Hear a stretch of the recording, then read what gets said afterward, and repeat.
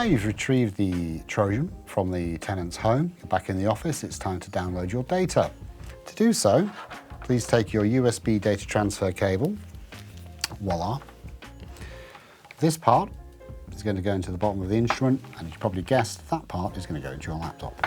So, to connect your instrument to your laptop, I'm just going to lift this up so hopefully you can see, switch it to the side. So this, you can't really get this in the wrong place, it can only fit into one compartment, so it simply goes in like that.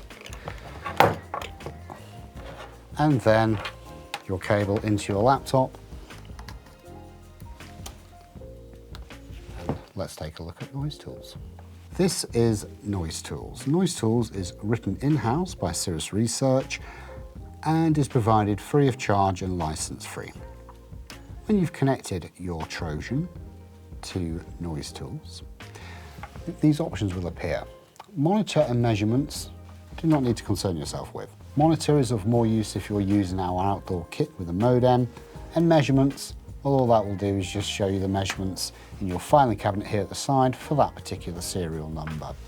But the ones that you will be interested in are the following. So we'll take a look at configure and we'll take a look at download.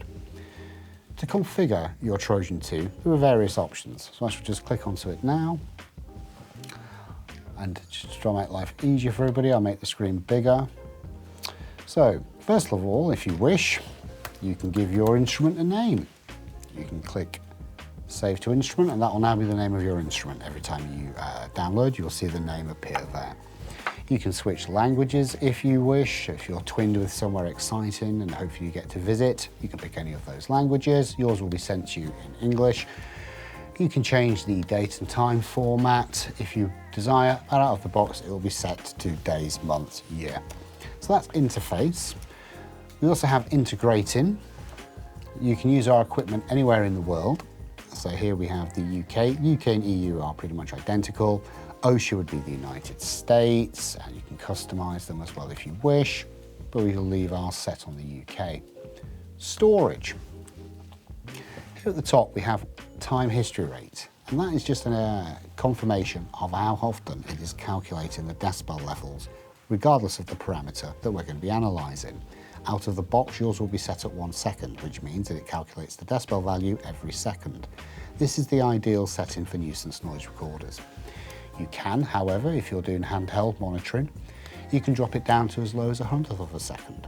But bear in mind that's 100 times the data. So, when would you use that? Well, you may use it for firework monitoring, things of that nature. Gunshots and firework shots are very loud, but they're very brief. For nuisance noise though, 1 second is appropriate.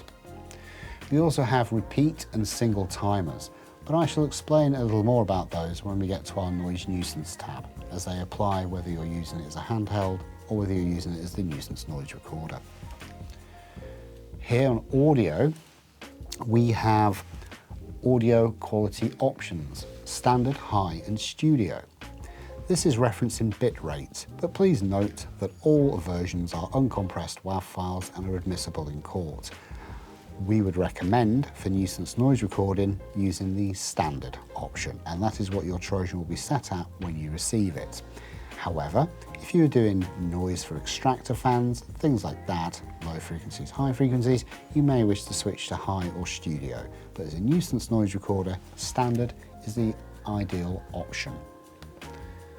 Here where it says maximum audio duration unlimited, please don't panic. That is referring to you using it as a handheld meter. So if you press audio, it will record audio as a handheld meter, but you can just press audio again, it will stop recording audio. You can, if you wish, leave it on a tripod and pick these increments here, 2 minutes, 5 minutes and 10 minutes. It will stop recording audio after whatever time frame you've selected. But for nuisance noise, we will be focusing on the tab, the noise nuisance tab coming up in a moment. We also have audio triggers. If you're placing this inside a void property, you may find it of use. We would not recommend you using it when the Trojan is inside a person's home because it will record audio without them interacting with it, and we don't want it to do that. They're supposed to be telling you when the noise is annoying. But if you are leaving it in a void property, you can tell it to record audio when parameters have been met. So those parameters could be based on the LAEQ, and it can be based on octave data, so a specific frequency. So I'm just going to randomly select some items here. I'm going to change that to 79 decibels for no particular reason. Jump it up to 2 seconds. So what I've told the instrument to do here, and now I'd click OK and save to instrument, that would mean that should the instrument hear 79 decibels above 25 hertz that lasts longer than 2 seconds, it would start to record audio. As soon as those parameters are no longer being met, it would stop recording audio. So very useful for unattended measurements, but inside somebody's home, we would recommend that you don't use audio triggers, you simply allow them to record audio using the fobs when the audio or the noise is troubling them. LN values, or a fancy way of saying statistical analysis. We know what the most commonly used LN values are. You may refer to them as LAF values, they are the same thing. So you may see LN10, LN90 or LAF10, LAF90.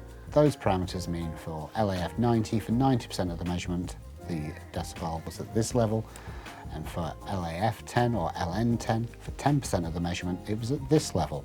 Generally speaking, the 90 would be the background noise and the 10 would be the noise that people are complaining about. But we know what the most commonly used ones are. They're all there for you. However, should you wish, you can create your own LN values with your own time weighting preference, frequency weighting, and you can also select the percentage.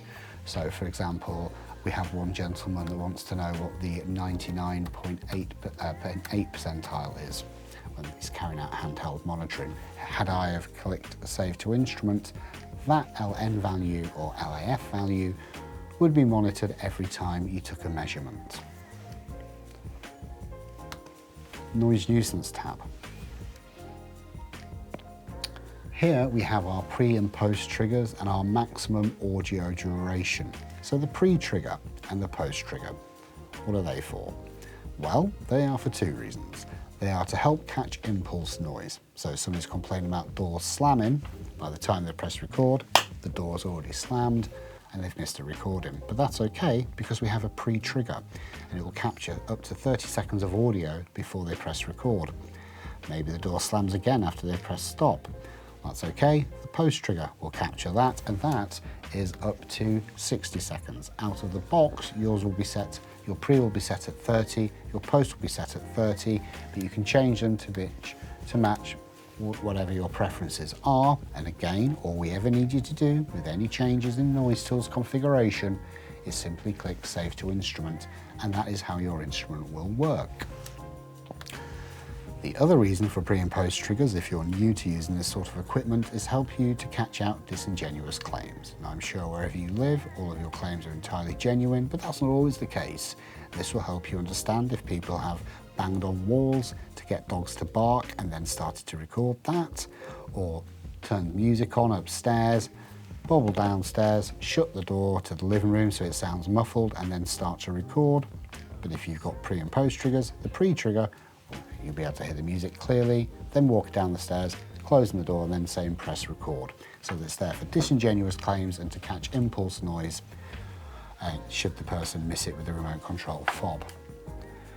Maximum audio duration is out of the box. It will be set at 5 minutes, but we have these various options from 2 minutes to 4 hours. Pro tip for you, wouldn't suggest using the 4-hour option, so that's a long piece of audio. Out of the box, yours will be set at 5 minutes. So what this means is, when they press record on the key fob, if they forget to press stop, it will stop recording after 5 minutes.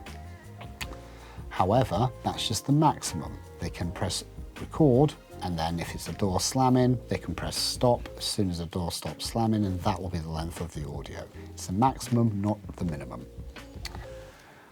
We also have repeat timers and single timers, but for the Trojan, we would recommend the repeat timer is your most sensible option. So you can customize here, and you can tell it to do a 24-hour period if you wish through customization. And what that will mean is if you install the Trojan inside somebody's home for 7 days, you have a choice. You can either come back to 1 7-day measurement or 7 one-day measurements. If you are working from home, connecting to the office server where you store NoiseTools, you may find it much easier to download each day individually with all of those audio recordings as opposed to a 7-day long measurement. Please be aware to try and make your life easier. No matter what time you install the Trojan inside somebody's home, midnight is always the end of the first 24-hour period.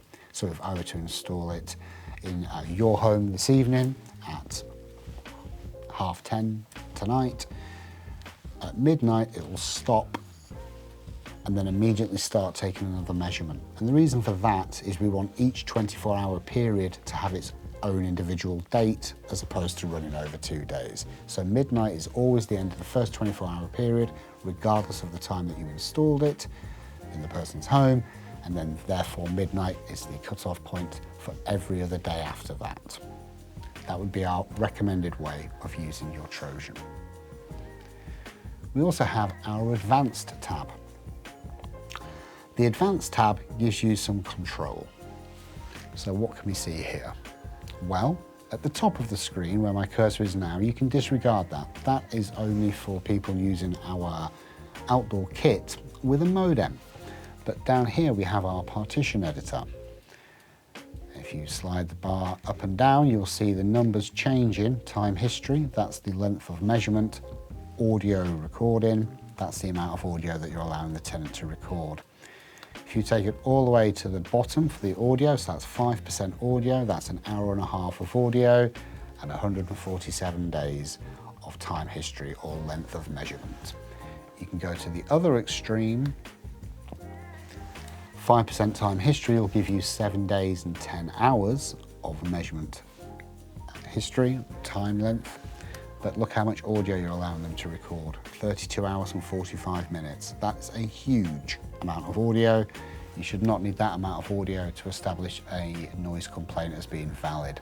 Out of the box, yours will be set at 50/50, and you can choose whatever audio amount you wish to give people.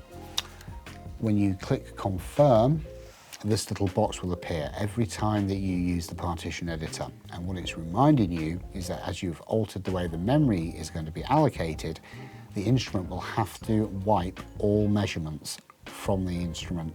Otherwise, the memory change won't be affected.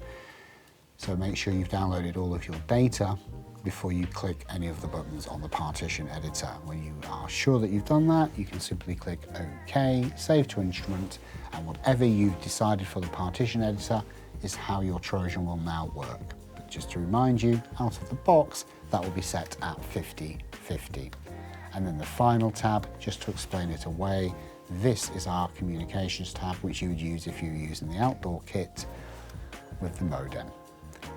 Any changes that you make, save to instrument, and if you're unsure about any changes, you can always go to backup restore and we'll be reset, and it'll be the same as it was the day we sent it to you in the post. And that is all you need to know for configuration.